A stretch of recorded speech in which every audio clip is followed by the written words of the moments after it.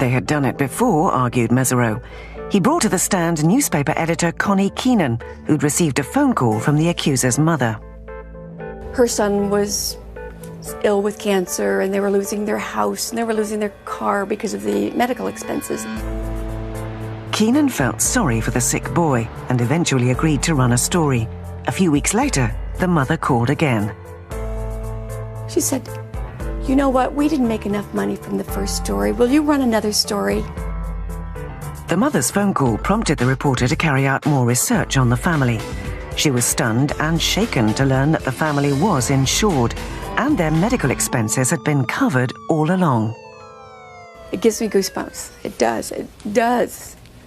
That a mother would use her son to use their son's illness for their own gain. The mother had testified that she'd been held hostage at Neverland. Mesereau was able to produce a witness who'd in fact given her a spa treatment at that time. Did she call for help? No. Did she tell the person at the spa that she was being held against her will? No. What did she do? She had a body wax. She went on shopping sprees and even had dental surgery, never once mentioning that she was being held captive. The defense knew that its attack on the mother would stick, thanks to the work of Chief Investigator Scott Ross. He'd uncovered a grifter scheme in which the accuser's mother taught her children how to con money from people. She taught them what to say, and they said it. They had typed out notes that they would come home every day from school, and they would read from them. These kids were taught to disarm people. There was a consistent statement made by almost every witness that had dealings with the family that these kids would come up and greet them with a hug.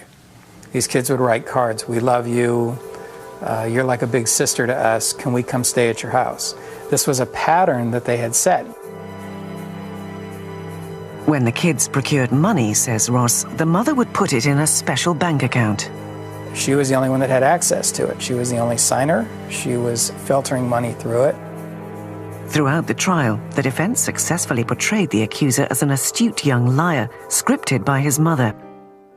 Trial testimony revealed that a couple years earlier, before his cancer diagnosis, Gavin was arrested for shoplifting at a J.C. Penney on an outing with his family.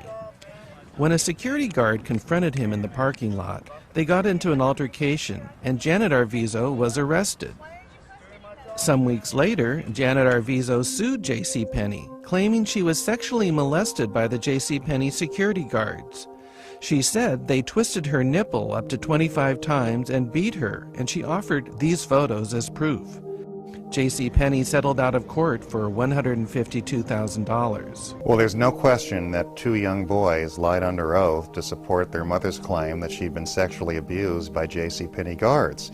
But there are many other things that we brought forward. She was arrested, brought to the police station. We obtained the booking information where she said she didn't have any need for medical attention, didn't have any injuries. We also obtained the booking photos where you didn't see a bruise on her body or a hair out of place. Subsequently, her lawyer filed a lawsuit against J.C. Penney and with photographs showing bruises all over her body. Later, Janet and her kids admitted under oath that her ex-husband David regularly beat her and their children, and that they had lied earlier in the J.C. Penney deposition.